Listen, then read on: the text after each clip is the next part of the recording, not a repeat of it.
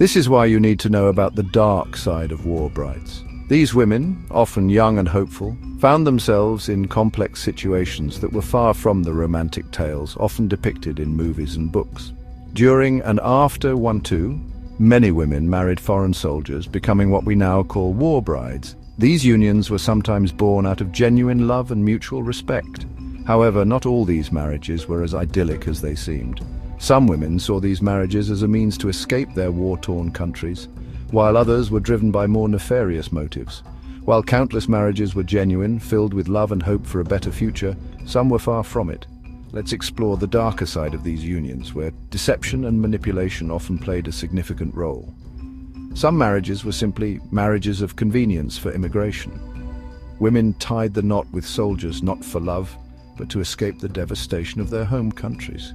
Once they arrived in their new country, they would often abandon the soldier who brought them there, sometimes remarrying to secure their legal status. This left many soldiers heartbroken and betrayed. Another common scam involved multiple marriages for financial gain. Some women married multiple soldiers under different names, collecting benefits and gifts before vanishing. This was easier to pull off with soldiers constantly on the move, making it difficult to track these fraudulent activities. The chaos of war provided the perfect cover for these scams. Soldiers, often young and inexperienced, were easy targets for these manipulative schemes.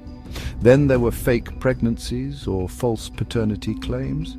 Women would claim they were expecting a soldier's child to secure financial support. In the chaos of war, proving paternity was tough, and many soldiers felt obligated to provide for a child that might not have been theirs.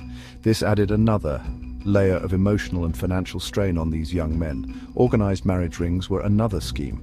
Criminal groups arranged fraudulent marriages between local women and allied soldiers for money, often involving fake documents and bribed officials. These rings were highly organized and operated with a level of sophistication that made it difficult for authorities to crack down on them.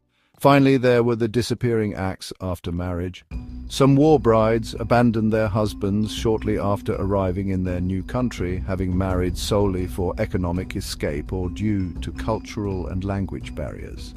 These women often found it difficult to adjust to their new lives, leading to further complications and heartbreak for the soldiers who had brought them over. Governments tried to curb these scams.